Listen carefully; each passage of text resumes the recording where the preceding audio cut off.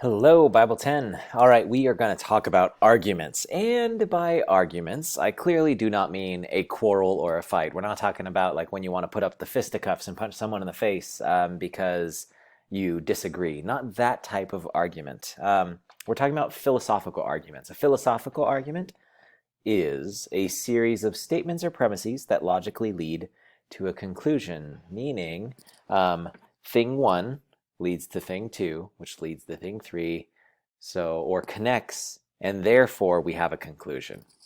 Now, arguments have to follow laws of logic. They have to make sense in order to be functional, and there are ways for that people put together there are ways that people put together statements that look like an argument, but it doesn't always function properly. So here are the rules that a good argument needs to follow. If there is going to be a good argument, one, it must obey the rules of logic. Now there are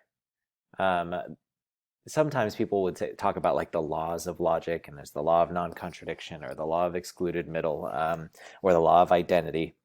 But then we're basically saying that like logically this thing needs to work, right? That the things need to actually be connected in a way that makes sense. Sometimes you can put statements together, but they don't actually connect. Sometimes you can use a word in one premise, but then it means something different in a different premise. So there are ways that like logic can be distorted.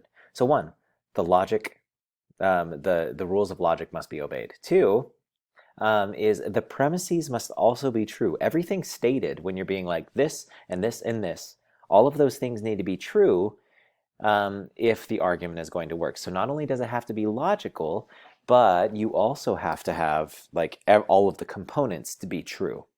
And then last, the conclusion. Now here, this is really important. The conclusion only needs to be more plausibly true than its negation. Now that's a mouthful. But what we're talking about here is it just needs to be more reasonable to believe that it is true versus its opposite. The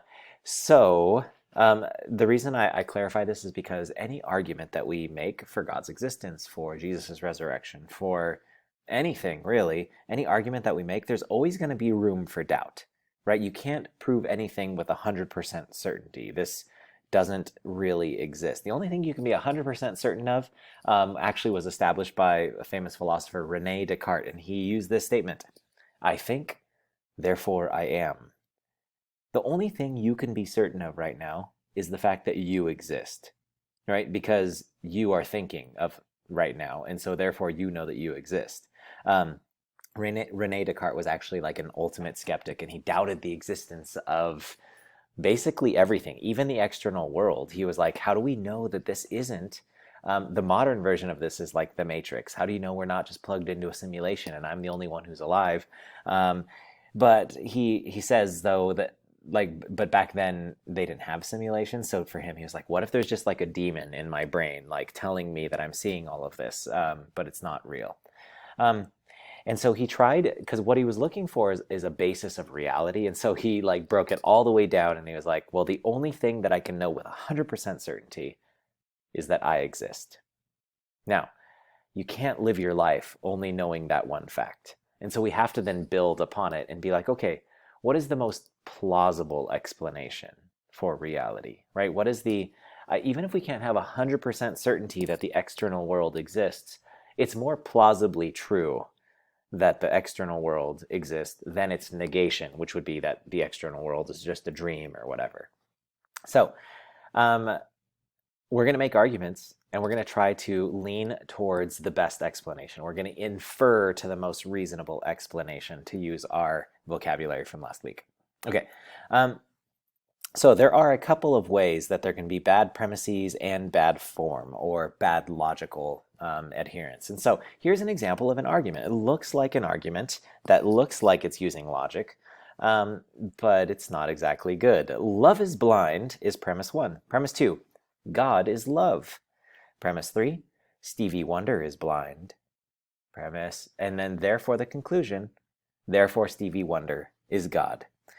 Take a moment right now to tell me what is wrong with this argument. All right.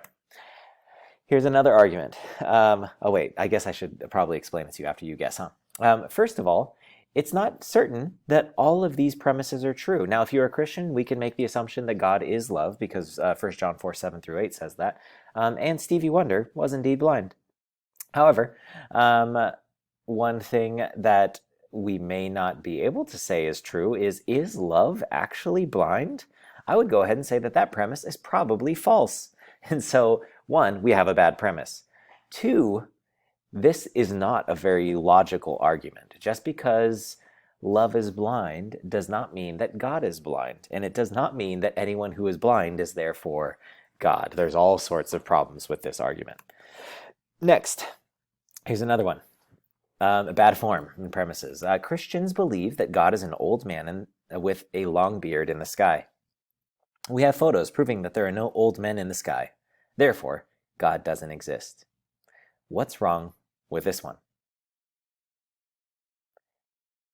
Well, what's wrong with this one is this is called a straw man fallacy. A straw man fallacy is when you defeat something that is easier to defeat than the real thing.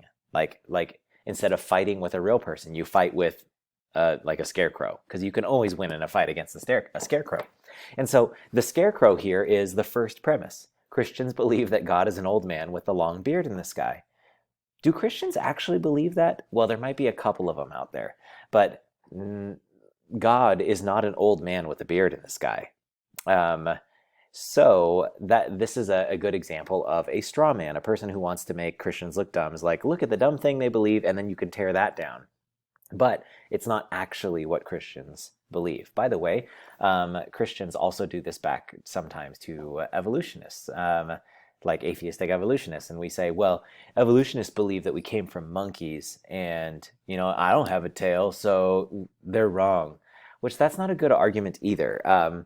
Because, well, one, evolutionists don't believe that we came from monkeys. They believe we share a common ancestor with monkeys, which is a totally different claim.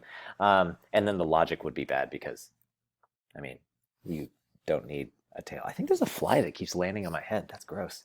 Okay, here's another example. This one's just bad form. Juan Pablo drives to Mexico in his friend's Honda Accord every month. Juan Pablo gets the stomach flu every time he goes to Mexico. Therefore, Honda Accords cause the stomach flu. What's wrong with this one? Now, this one here is called the causation fallacy. The causation fallacy is just because two things happen together does not mean that one thing caused the other. Maybe there's another factor like what Juan Pablo eats when he's in Mexico. Maybe there's another factor like maybe Juan Pablo has like a tendency towards stomach bugs, or maybe he's lactose intolerant and he has cheese every time he goes down to Mexico. We don't really know, but what's certain is that it's probably not the Honda Accord causing the stomach flu, right? Just because two things happen together doesn't mean that one is causing the other. And so what we are going to do as a class is we are going to be looking at an argument called the kalam cosmological argument. And I'll get into the origins of this argument eventually, but here is the general argument. And so what we're going to have to do as a class is say, okay, are the three premises true, and do they logically follow? So here's the argument. Whatever begins to exist has a cause. The universe began to exist. Therefore, the universe has a cause. An immaterial, spaceless, timeless, eternal, powerful, intelligent being is the best explanation for this cause. And if that is true, then I would say a God fits that definition. But we're going to have to prove each of these points before we make that last step. So you tell me, does it look like there's anything wrong with the form or the premises of this argument? And that's where we'll wrap it up today.